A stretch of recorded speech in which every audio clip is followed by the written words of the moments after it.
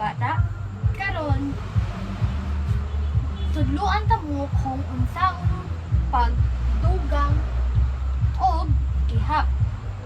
So, naata diri numero plus sign, numero equal sign, dayon ang tubag. So karon magbutang ko og numero diri. Sa una, ang atong numero is 2.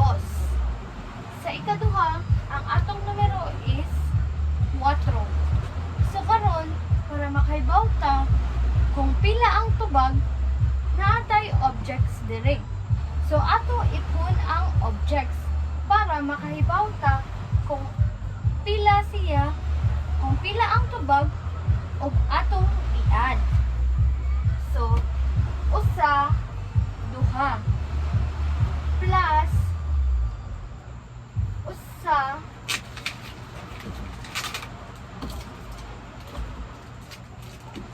plus usa, duha, tulo, upat. So parehas na sila. Karon ato na siyang idugang og ihap. Inanion na to. Usa, duha, tulo, upat, lima, unom. So ang atong tubag is unom. So 2 plus 4 is equal to unom. So nakakuha mo kung saan na to pag dugang og ihap. Okay. So karon naa na sa koy laing numero nga ibutang haron mas makatuon pa mo kung unsaon nato pag dugang og ihap. So karon magbutang ko og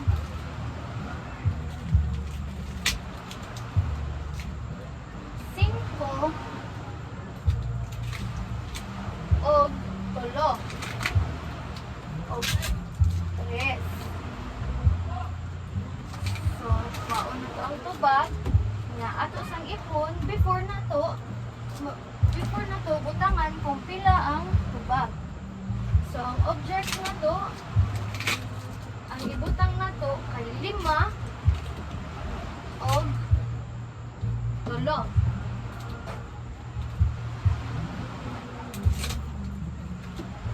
So, karon. So, wala pa man tayo tubag o wala pa may object ibutang diri kung pila siya kabuok. So 5 plus 3 ang tubag kay, so para makuha na to kung pila ang tubag, ato ipon ang objects kung pila siya kabuok. Ato siya idugang og ihap. So usa, duha, tulo, upat, 5, 6, 7, 8. So, ang tubag kay 8. So, 8. So, 8 ang tubag.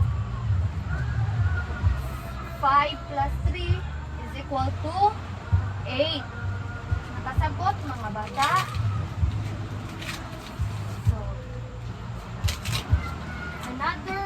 So, naagihapon ko'y example nga ibutang maharong mas makatuon jud mo kung unsaon pagdugang o ihap.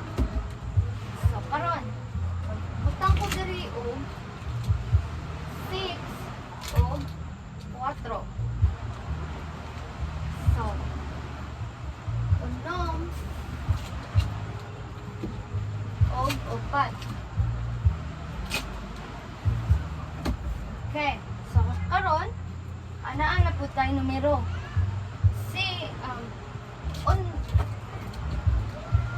unom og upat.